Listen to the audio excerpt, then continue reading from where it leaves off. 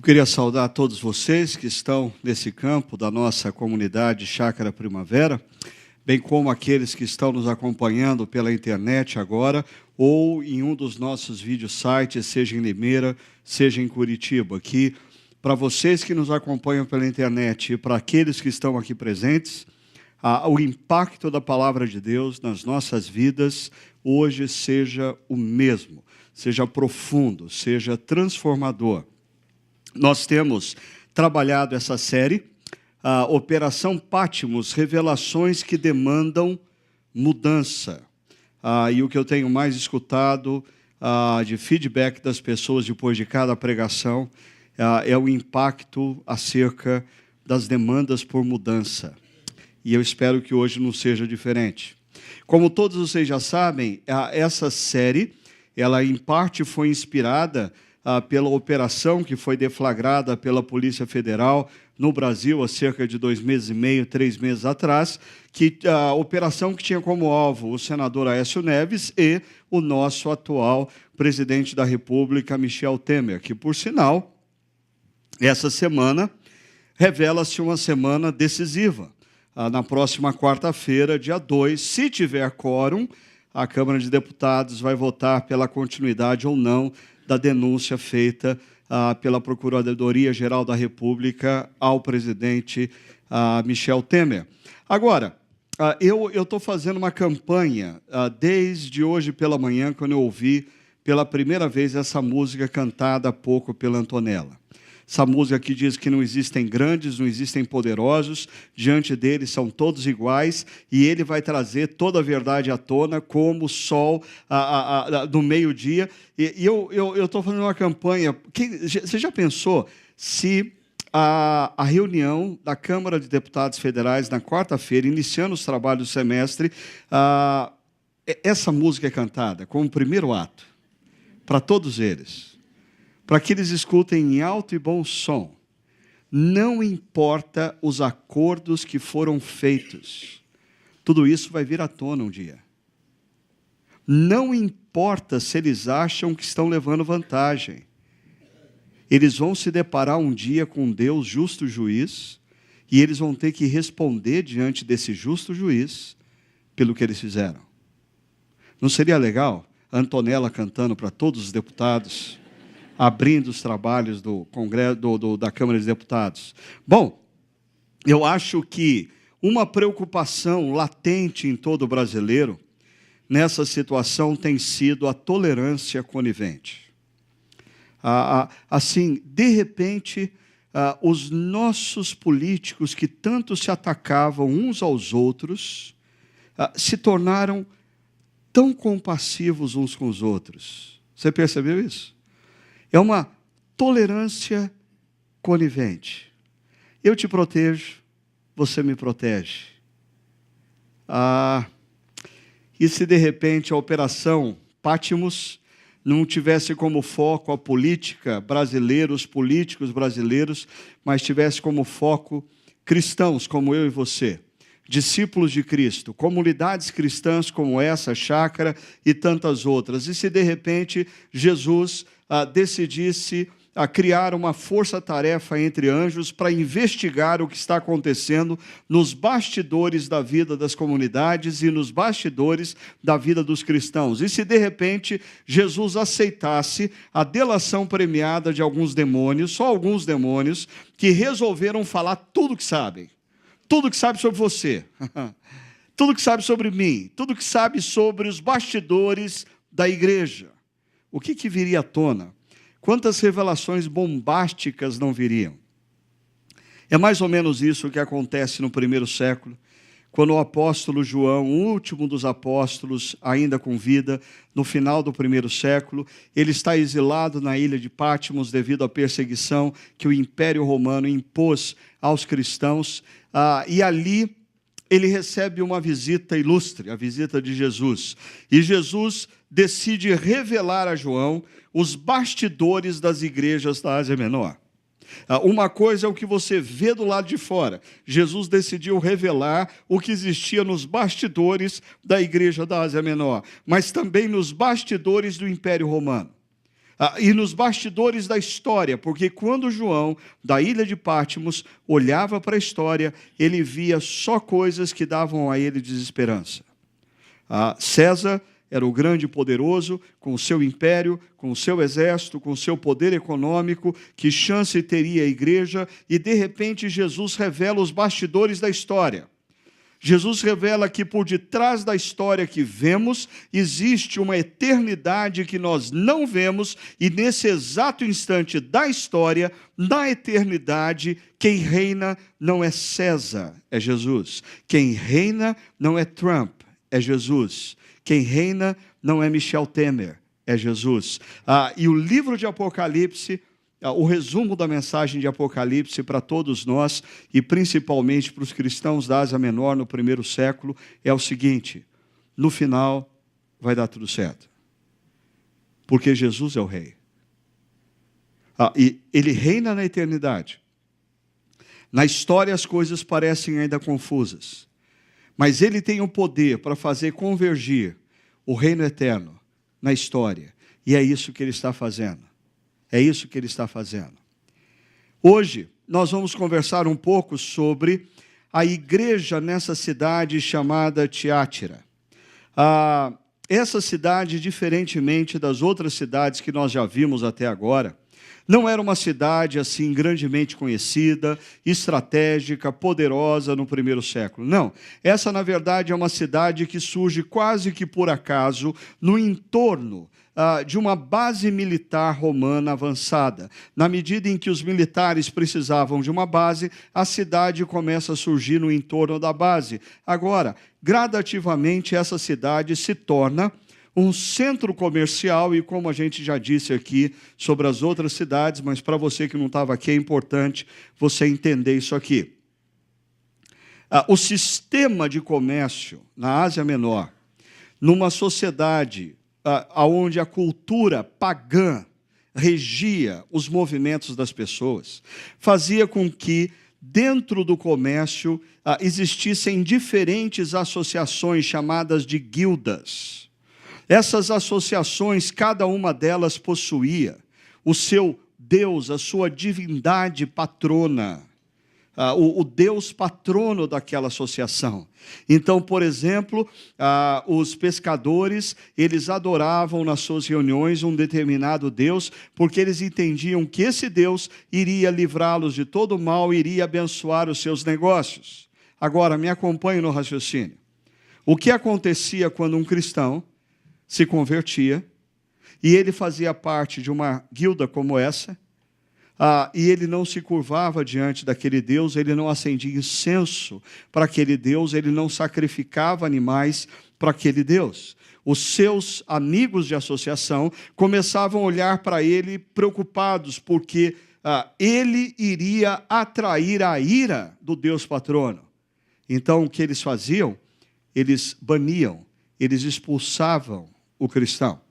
Com isso, aquele que era discípulo de Cristo e não se curvava diante dos deuses daquela cultura, se tornava uma pessoa sem licença para comprar, sem licença para vender.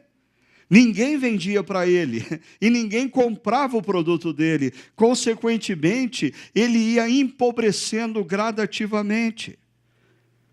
A igreja na cidade de Tiátira era uma igreja que possivelmente nasceu pela influência do apóstolo Paulo a partir da cidade de Éfeso. Paulo passou muitos anos na cidade de Éfeso, mais ao sul da cidade de Tiátira, e no livro de Atos dos Apóstolos nós temos o relato de que a partir do ministério de Paulo, todas as pessoas da Ásia Menor ouviram acerca do Evangelho. Então é uma possibilidade, mas existe uma outra possibilidade interessante.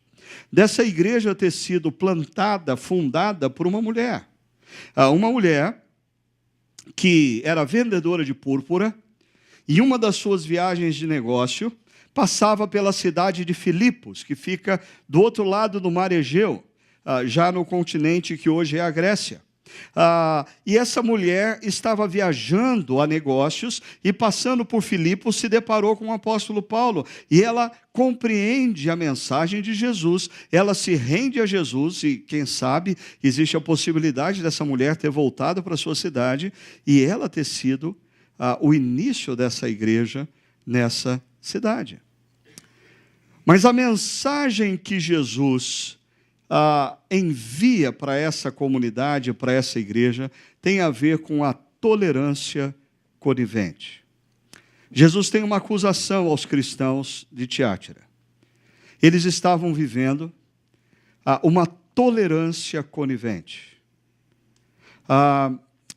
Hoje nós vamos tratar de algo que eu diria, particularmente eu vejo isso sendo pouquíssimo tratado na maioria das nossas igrejas hoje.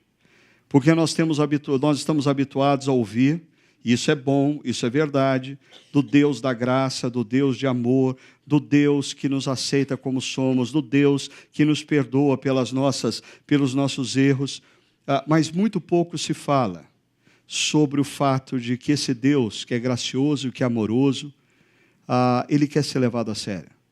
Ele quer que você demonstre seriedade para com a pessoa dele. E o Jesus que você vai conhecer hoje talvez seja um pouquinho diferente daquele criado por uma caricatura mental ao longo dos anos. Olha só, nós vamos ler o texto que vai de Apocalipse 2, verso 18 até o verso 29. Mas nós vamos ler gradativamente. Eu não vou ler o texto inteiro e depois tirar as lições. Eu vou lendo o texto e tirando as lições. E daí você, como lição de casa, precisa amanhã cedo pegar esse texto e ler inteiro, relembrar o que eu disse, checar se o que eu disse confere com a sua leitura, se é coerente a sua compreensão do texto. A minha palavra aqui não é a última palavra sobre esse texto, ok? A minha palavra aqui é a primeira palavra sobre esse texto. É o start, é o chute inicial. E aí você, durante a semana, tem que meditar, tem que estudar, tem que refletir e tem que pensar seriamente sobre o que vai ser dito aqui.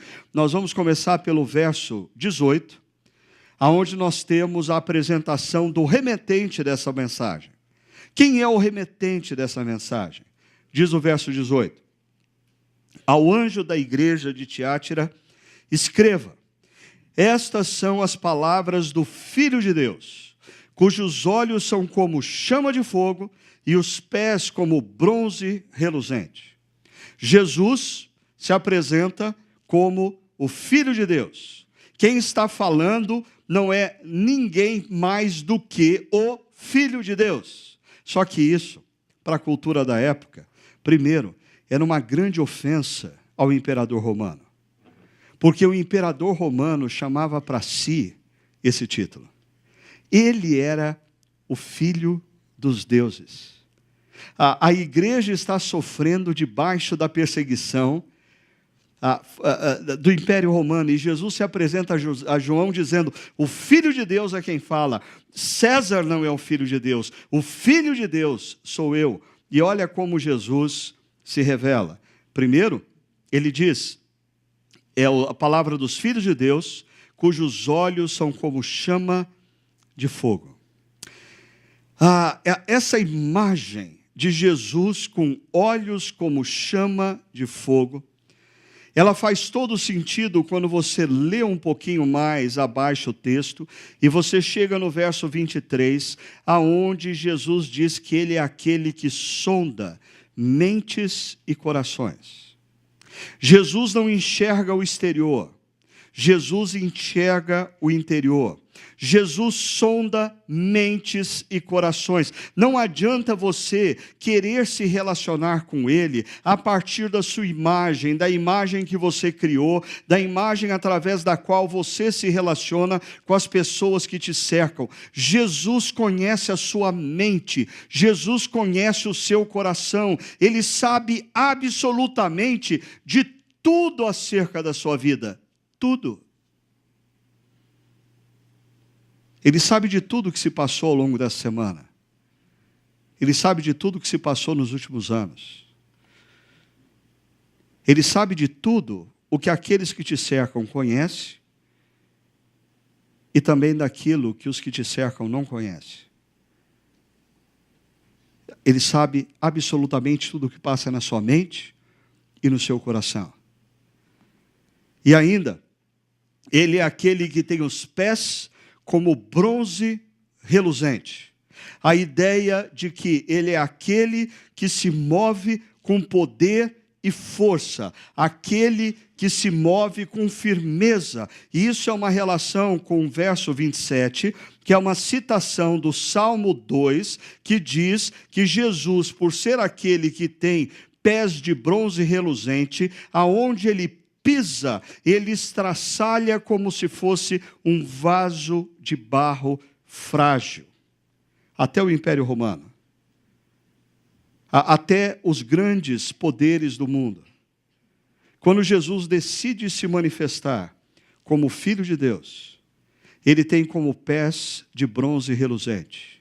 Aonde ele pisa, ele esmaga, ele estraçalha, ele destrói, porque ele tem o poder.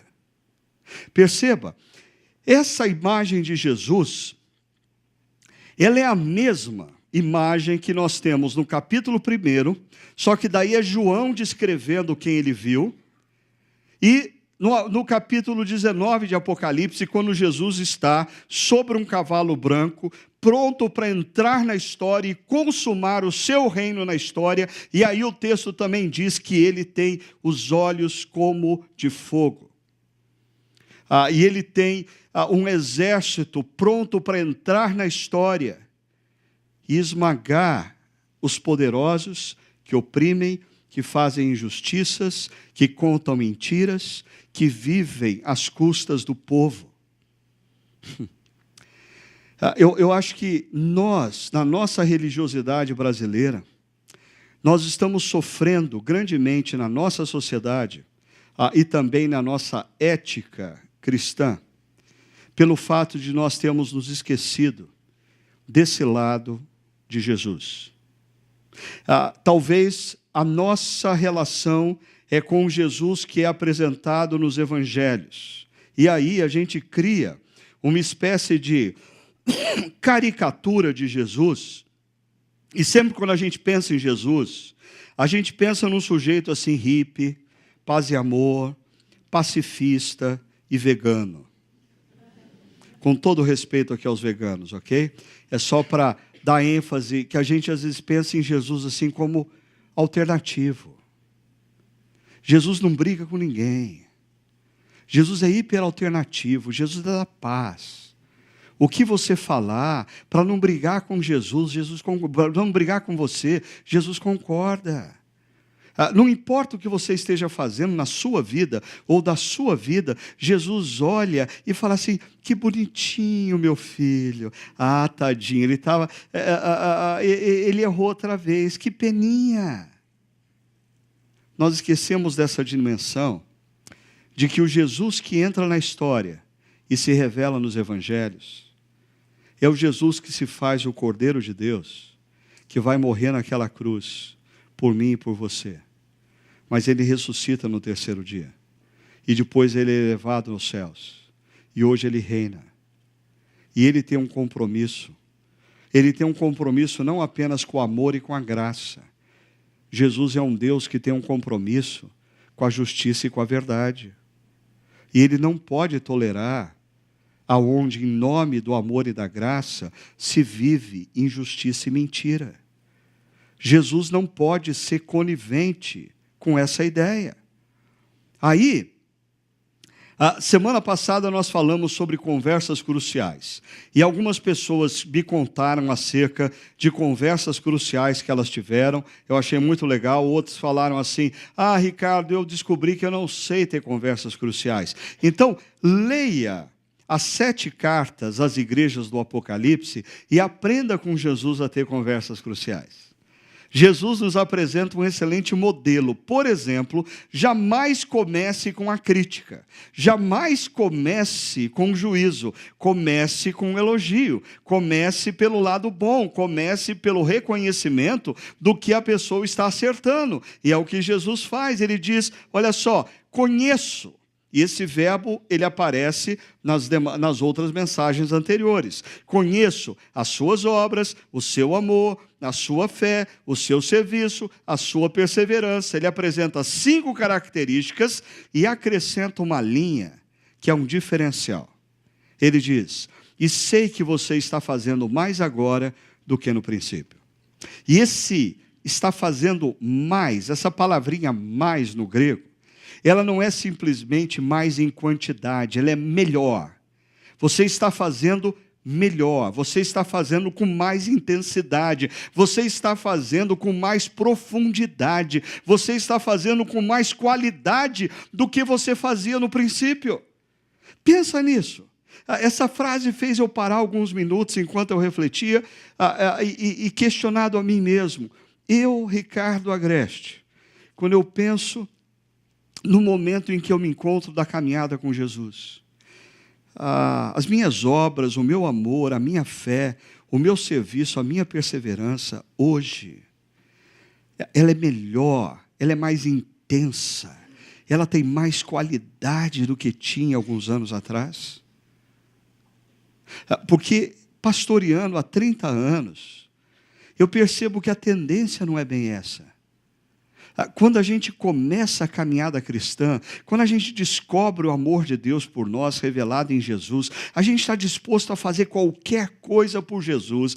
Não tem tempo quente, não tem tempo frio, a gente quer se empenhar, a gente se envolve com os mais variados ministérios da igreja, mas na medida em que os anos caminham, parece que a gente vai esfriando, e a gente tem assim um discurso, não, é que agora eu sou mais maduro, não, é que agora eu conheço a Bíblia com mais profundidade, mas parece que as obras, o amor, a fé, o serviço, a perseverança, elas não se tornam maiores e mais intensas, elas se tornam menores e mais superficiais.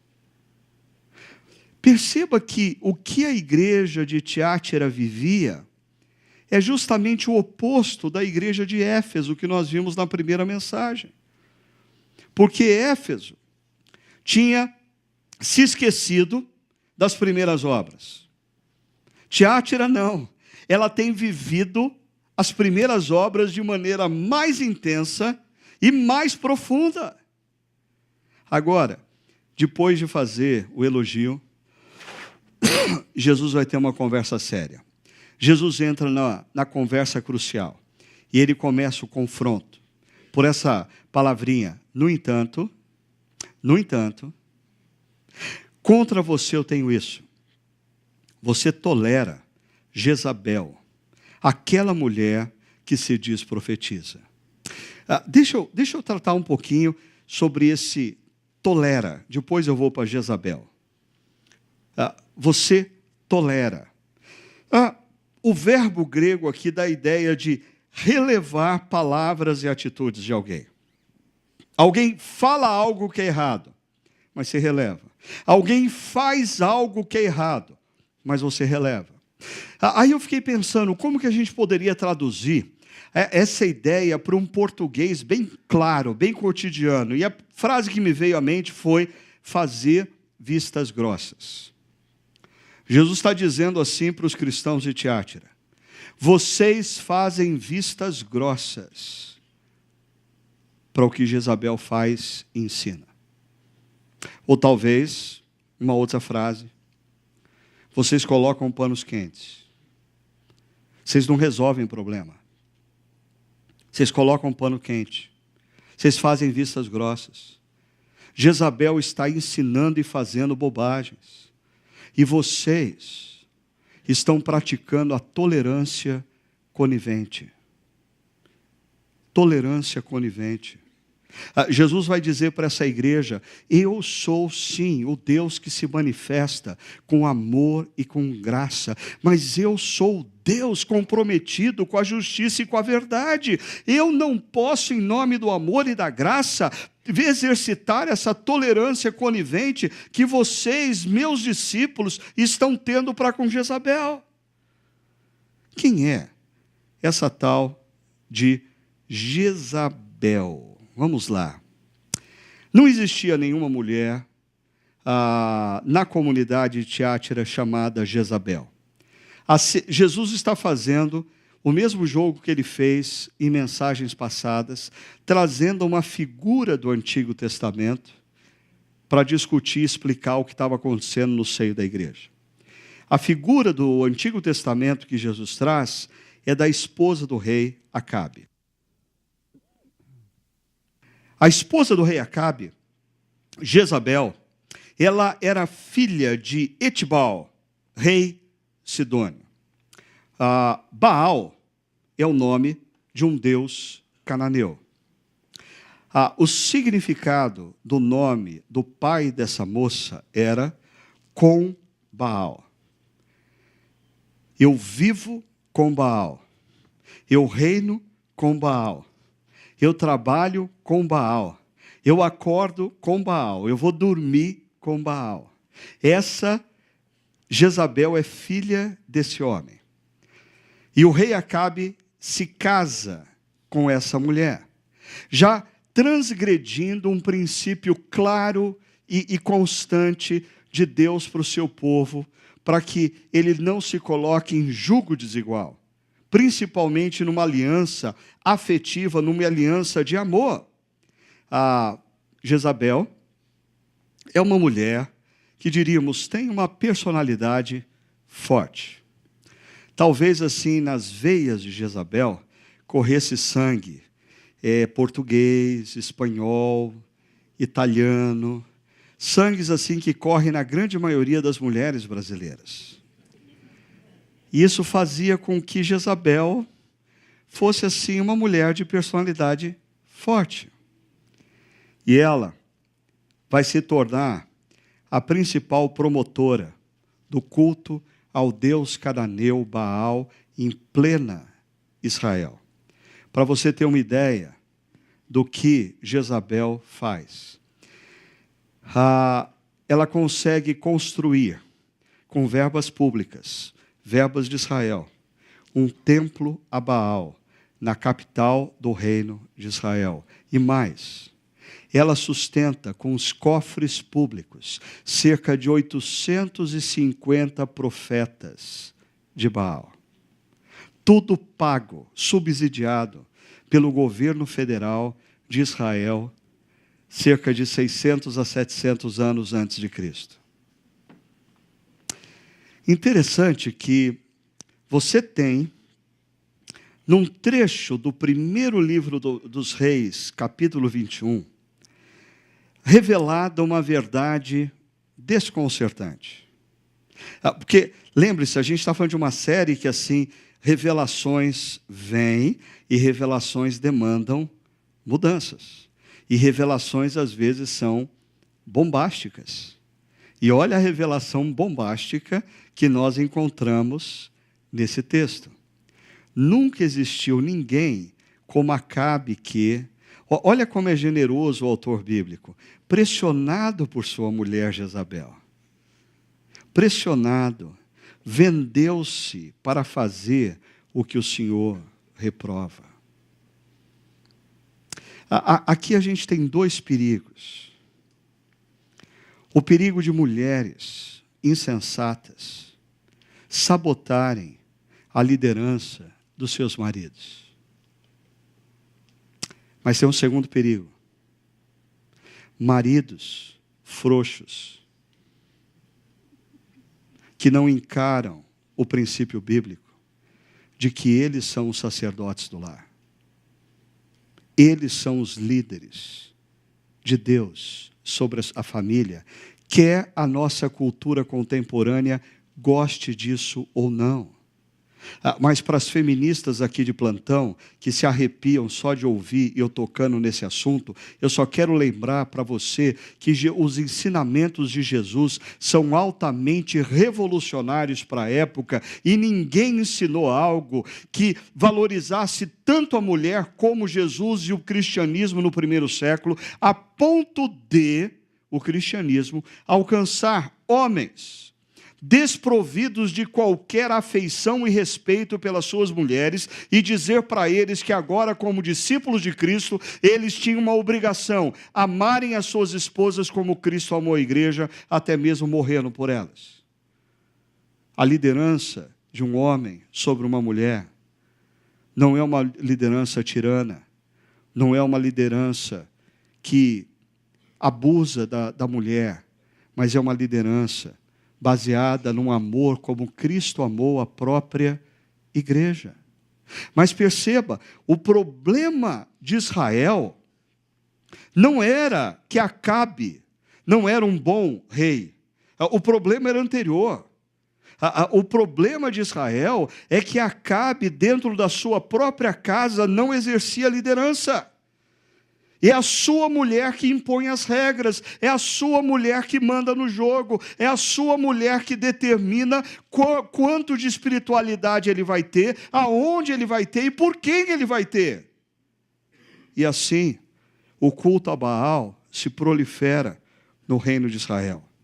Diz o texto, ele se comportou da maneira mais detestável possível, indo atrás dos ídolos. Agora que você entendeu quem é Jezabel no Antigo Testamento, vamos voltar para o confronto do primeiro século, quando Jesus diz e compara que existe uma mulher dentro da igreja de Tiátira que se comporta como Jezabel. Ele diz, ela induz os meus servos à imoralidade sexual e a comerem alimentos sacrificados aos ídolos. Eu não sei se você já notou, mas existe hoje em dia uma grande quantidade de igrejas alternativas que emergem a partir de líderes alternativos, e a minha grande dificuldade com isso, muitas vezes, é me deparar com determinados pastores, determinados profetas, determinados apóstolos que nunca foram feitos pastores, profetas e apóstolos por ninguém. Eles se autoproclamaram assim. E era o problema dessa mulher. Se você perguntasse para ela, mas quem? Qual a autoridade da igreja? Quem? Foi o apóstolo Paulo? Foi o apóstolo Pedro? Foi o apóstolo João que impôs as mãos sobre você e te delegou como profetisa na igreja? Não, ela se autoproclamou profetisa. Ela, de repente, um dia, ela decidiu que ela não concordava com o pastor da igreja dela, saiu, resolveu montar um grupo familiar e disse que ela é a profetisa daquele grupo e que ela que tem a palavra de Deus para a vida das pessoas. Olha, você quer uma dica? Nesse mundo, aonde você, durante a semana, escuta tantas pessoas através das redes sociais, através do YouTube, através das mais variadas redes, você precisa se perguntar quem você está escutando. E quando você me responder quem você está escutando, faça uma pergunta um pouquinho mais profunda. Essa pessoa a quem você escuta, ela se submete a quem? Porque quando você recebe a imposição de mãos numa comunidade cristã, dos pastores e presbíteros, você diz, eu recebi a autoridade dessas pessoas e eu me submeto a elas. A pergunta é, essa proliferação de pastores, profetas e apóstolos que nós temos nos dias de hoje, eles se submetem a quem? A quem eles prestam contas? Cuidado com quem você segue. Ainda, Jesus diz que o ensino e a liderança dessa mulher estava sendo altamente nociva à vida da igreja e o que ela estava ensinando. Aqui, eu queria chamar a sua atenção para uma coisa, não sei se você já percebeu, mas existem 3 elementos que constantemente se repetem nessas mensagens de Jesus. Quais são esses elementos? Imoralidade sexual, alimentos, ídolos. no primeiro século, sexo fora do casamento, sexo à parte de uma relação conjugal comprometida, sexo desprovido da orientação de Deus, junto com comida excessiva, junto com bebida excessiva e idolatria, eram três coisas ligadas. Por exemplo, vamos imaginar que uma associação de pessoas que atuavam numa determinada área, numa das cidades da Ásia Menor, alguns jovens profissionais, eles saíam para um happy hour. E como que era o happy hour deles? Primeiro, normalmente o happy hour era num dos templos dedicado a deuses, porque nos templos existiam lugares, restaurantes para você comer a carne sacrificada, para você beber à vontade, para você e quando você estava ali comendo e bebendo, você estava por tabela adorando uma divindade. E nada melhor do que uma boa balada tinha que terminar com sexo. E naquele lugar existia muito sexo. Cada um fazia sexo com quem bem entendesse, simplesmente porque está afim, simplesmente porque está com vontade. Sexo, bebida, comida, idolatria. Eu estava pensando um pouquinho nisso e me veio o seguinte pensamento: talvez na nossa sociedade ocidental contemporânea, a gente se acha tão evoluído, porque nós estamos libertos de determinados preceitos do passado. Aí quando você olha para a sociedade do primeiro século, você percebe que homens e mulheres na nossa sociedade se comportam iguaizinhos. A única coisa é que eles não têm consciência de que quando eles fazem o que fazem, existe adoração a alguém. Por quê? Deixa eu te explicar isso. Se você não controla a comida, mas é a comida que te controla, o seu Deus é a comida. Se não é você que controla a bebida, mas é a bebida que te controla, o seu Deus é Bacos, é Dionísio, o Deus do vinho. Se não é você que controla a sexualidade, dizendo sexo é uma dádiva de Deus, é uma bênção de Deus, criada para ser usada no contexto de uma relação de aliança, uma relação afetiva, uma relação pública. E você usa o sexo simplesmente porque você não consegue se controlar e você está afim ou você está precisando. Não é você que controla o sexo, é o sexo que te controla. Logo, você serve talvez a Afrodite, a deusa da sensualidade, ou Apolo, o deus da masculinidade. A quem você serve? O que Jesus está dizendo aqui é que se você serve a Ele, Jesus, você deveria estar acima dessas coisas. Mas continuando o nosso texto, Jesus vai falar então da disciplina. E aqui a gente entra num assunto altamente delicado, mas eu vou entrar.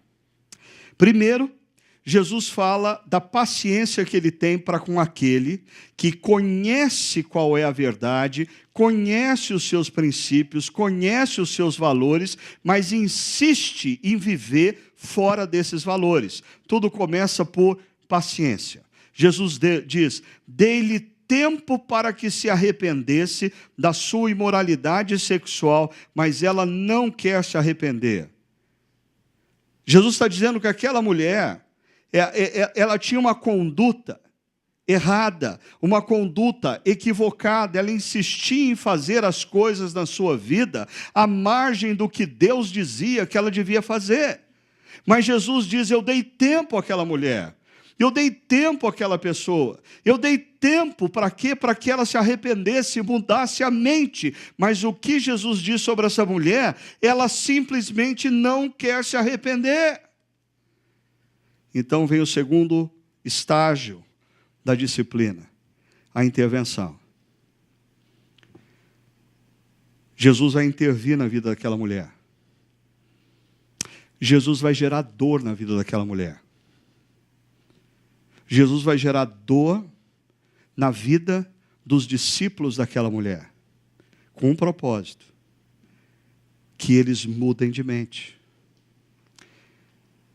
Isso aqui é estranho para algumas pessoas, primeiro, porque elas têm a visão de que o Deus do Antigo Testamento era o Deus da justiça, o Deus do Novo Testamento é o Deus da graça. Desculpa, como que você explica o que acontece com Ananias e Safira na igreja da graça? Eu acho que nós vivemos hoje uma espiritualidade refém do nosso próprio prazer, e a gente tenta conciliar a nossa espiritualidade com Deus, com o que a gente quer fazer e como a gente quer viver. E a gente está se esquecendo de que Deus, o Deus da graça, o Deus do amor, também é o Deus da verdade e da justiça, e Ele não pode, Ele não vive em tolerância com aquele que, em nome do amor, despreza a verdade, com aquele que, em nome da graça, não vive injustiça. Então, olha o que Jesus diz: por isso, vou fazê-la adoecer. E Jesus faz um jogo de palavras aqui, porque esse verbo adoecer é deitar na cama enfermo. Mas o termo usado aqui não é uma cama que você tem na casa, é tipo um divã que você tinha nos templos onde aconteciam as orgias. Jesus está dizendo para aquela mulher que no mesmo divã que ela se deitou para manter relações sexuais ilícitas, ela vai adoecer. E ele diz: eu trarei grande sofrimento aos que cometem adultério com ela. E a ideia aqui não é que os discípulos dessa mulher cometiam adultério literalmente com ela, mas que eles estavam vivendo uma vida distante dos valores e princípios de Deus, estimulados por ela. Jesus está dizendo: eu vou trazer sofrimento para eles. E por quê? Olha só, para que eles se arrependam. Numa sociedade onde se defende, por exemplo, que na educação de crianças nós devemos falar, nós não devemos intervir, porque a criança, no tempo certo, ela vai aprender o que é certo ou o que é errado. Meu querido papai e mamãe contemporâneo, vai esperando, tá? Continua. O dia que você descobrir que essa é uma falácia, vai ser tarde demais.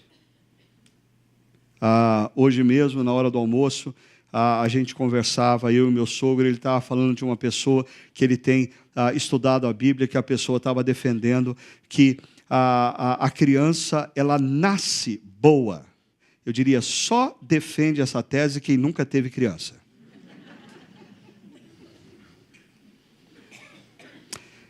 E por que, segundo Provérbios, um pai ou uma mãe que ama o seu filho, preste atenção, disciplina o filho? Segundo Provérbios, porque eles amam. Porque Jesus intervém nas nossas vidas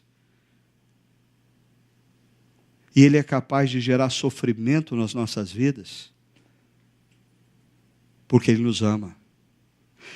Por favor, presta atenção numa coisa.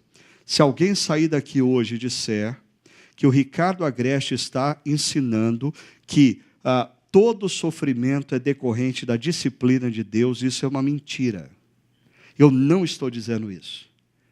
Mas o que eu estou dizendo é sim, que existe sofrimento que pode ser decorrente da disciplina de Deus.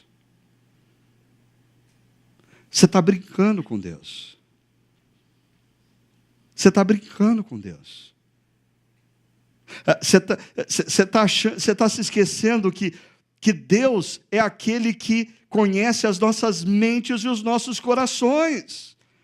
Deus não se relaciona com essa imagem que você traz aos domingos numa igreja. Deus se relaciona com quem você é, na sua mente e no seu coração. E se for necessário para te trazer de volta, Deus gerar dor na sua vida, Ele vai gerar. E aqui tem um negócio complicadíssimo. A última linha. Matarei os filhos dessa mulher. O que será que Jesus quer dizer com isso? Bom, eu não tenho tempo para explicar o que Jesus quer dizer com isso. Mas eu posso te dar algumas dicas. Primeiro, existem comentaristas que dizem assim: Jesus está dizendo que a punição a essa mulher, além da enfermidade, vai ser, ela vai perder os filhos. Bom, quando você olha o Antigo Testamento, Davi comete um erro, e Deus vem a ele e diz: a criança vai morrer.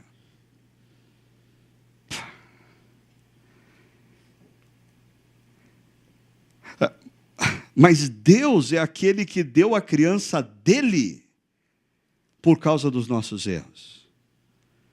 Deus é aquele que fez a sua criança morrer para pagar o preço da nossa dívida.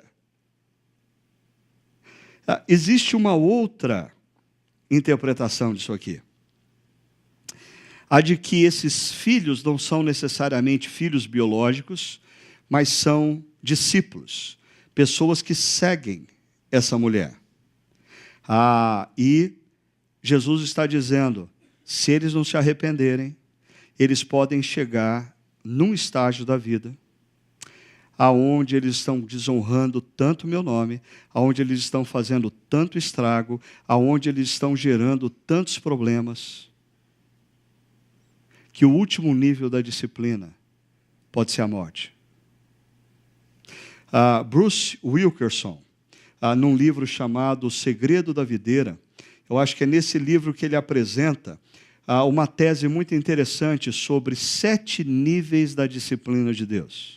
Mostrando como Deus, por exemplo, nos disciplina através de uma pregação. Deus nos disciplina no nível mais básico, quando você está escutando uma pregação ou um estudo bíblico que vem contra você e diz: meu, acorda! O que você está fazendo está errado, não é esse o caminho. Esse é um nível de disciplina. Mas na medida em que você não reage,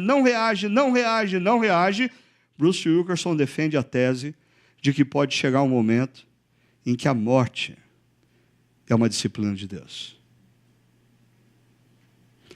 Quem tem ouvidos para ouvir, ouça.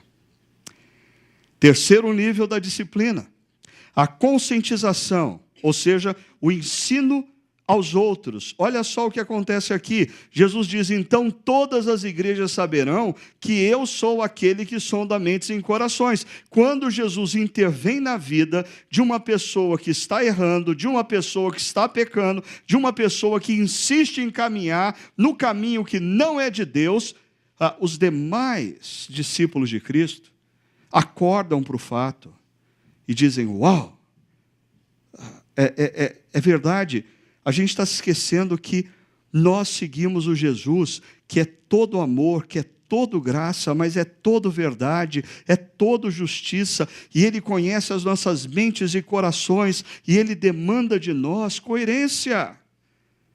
Jesus diz: eu retribuirei a cada um de vocês de acordo com as suas obras. Isso aqui nada tem a ver com salvação. A salvação é pela graça. Deus nos deu a salvação. No entanto, nas nossas vidas, nós tomamos decisões e essas decisões trazem consequências. Nós escolhemos caminhos e esses caminhos podem nos conduzir a lugares melhores ou a lugares piores. Nós não podemos brincar com a vida. Uma coisa é a salvação eterna que Deus nos deu naquela cruz, entregando o seu Filho para morrer no nosso lugar, como pagamento das nossas dívidas. Outra coisa é as opções que nós fazemos nas nossas vidas, que trazem consequências. E quarto nível da disciplina, o encorajamento. Jesus diz aos demais que estão em Tiátira: a vocês que não seguem a doutrina dela, de Jezabel, e não aprenderam, como eles dizem, os discípulos de Jezabel, os profundos segredos de Satanás. Deixa eu só rapidamente dizer para vocês que alguns autores interpretam que aqui nós temos a semente do que nós vamos viver de maneira mais intensa no século II e III da era cristã, que é o gnosticismo dentro do cristianismo. O que os gnósticos defendiam dentro da igreja, dentro do cristianismo, que eles eram cristãos que receberam uma revelação muito superior à dos demais cristãos. Então, por exemplo, eles achavam que não tinha problema participarem de cultos de adoração a outros deuses, não tinha problema se curvar diante de outros deuses, não tinha problema participar de orgias sexuais ou viver a imoralidade sexual, e quando eles eram combatidos, eles achavam o seguinte: olha, esses pobres cristãos que não receberam essa revelação superior são tão ingênuos. Eles justificavam a vida deles dizendo que eles eram portadores de determinadas revelações que nem todos tinham. E Jesus diz: eu não porei outra carga sobre vocês, vocês que permanecem fiéis. Tão somente apeguem-se com firmeza. E esse apeguem-se com firmeza é um verbo que vocês já conhecem. Krateo. Permaneçam firmes nos princípios que eu dei a vocês, não nos valores da cultura. Permaneçam firmes na minha palavra, não no que a cultura diz. Permaneçam firmes na minha proposta de vida.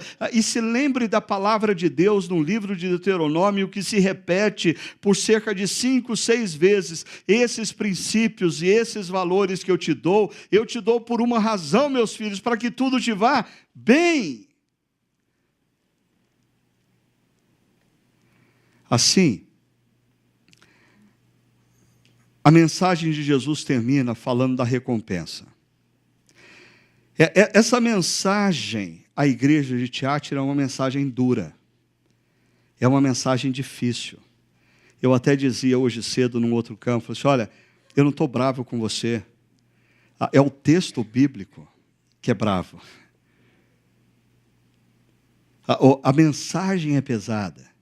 Mas é interessante que a mensagem mais pesada é a única mensagem que tem 2 promessas. Todas as outras têm uma promessa no final, essa tem 2. E olha só, a primeira promessa que nós temos aqui: aquele que vencer e fizer a minha vontade, mas perceba a frase, até o fim, darei autoridade sobre as nações. E aqui tem uma citação do Salmo 2, verso 9. Ele, o Filho de Deus, as governará com o cedro de ferro e as despedaçará como um vaso de barro, os pés de bronze reluzente. Mas daí termina dizendo: eu lhe darei a mesma autoridade que recebi de meu Pai. O livro de Apocalipse é um livro escrito para uma igreja que estava sendo perseguida, a cristãos que estavam sofrendo, a homens e mulheres que estavam empobrecendo porque eles não tinham licença para comprar e vender. E Jesus diz: sejam fiéis a mim até o final, porque quando os olhos de vocês se fecharem para a história, se abrirão para a eternidade, e na eternidade vocês reinarão. Vocês serão um reino de sacerdotes. Mas a segunda promessa que Jesus nos dá: também lhe darei a estrela da manhã. E aqui o esoterismo evangélico entra em ação. Estrela da manhã, o que diz Daniel, o que diz Ezequiel, o que diz Jeremias, o que diz isso, o que diz fulcano, o que diz Ellen White. Não, esquece tudo isso. A imagem da estrela da manhã era muito conhecida por todos aqueles cristãos como o símbolo de Vênus. O símbolo de Vênus. E desde a época dos babilônicos, os babilônicos tinham a mania de sair à guerra com um estandarte com o símbolo de Vênus A vitória. A vitória. Os romanos incorporaram essa prática.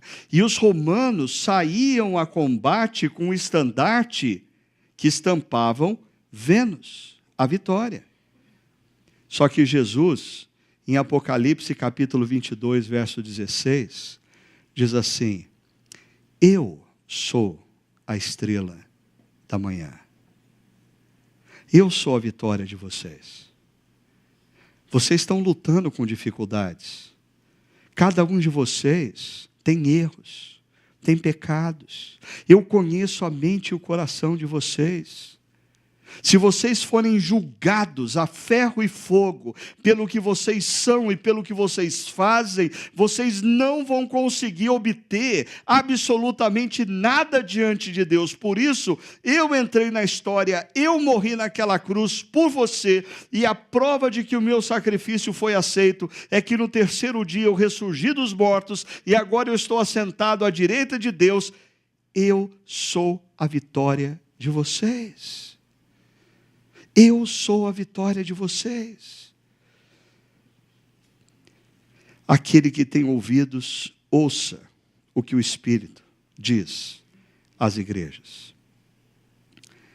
Não apenas a igreja de Tiátira, não apenas as igrejas da Ásia Menor, não apenas as igrejas dos últimos 20 séculos, não apenas as igrejas do Brasil, não apenas as igrejas de Campinas, mas também há uma comunidade que está reunida nesse instante, lendo esse texto, para quem Jesus está dizendo: eu sou aquele que sonda mentes e corações. A Jezabel da nossa cultura tem sucateado o seu compromisso como discípulo. E eu vim convidar você para você se arrepender, para você voltar para mim, para você ter mudança de mente, se libertando das garras de Jezabel e se derramando nos meus braços. Porque com Jezabel você não tem a vitória. Mas se você se entregar a mim, eu sou a estrela da manhã. Eu posso te dar a vitória sobre as suas lutas. Eu posso transformar a sua vida. Eu posso transformar a sua mente e o seu coração. Eu posso fazer de você um discípulo que exalta na sua vida a minha graça e o meu amor, mas também a minha verdade e a minha justiça. Vamos orar?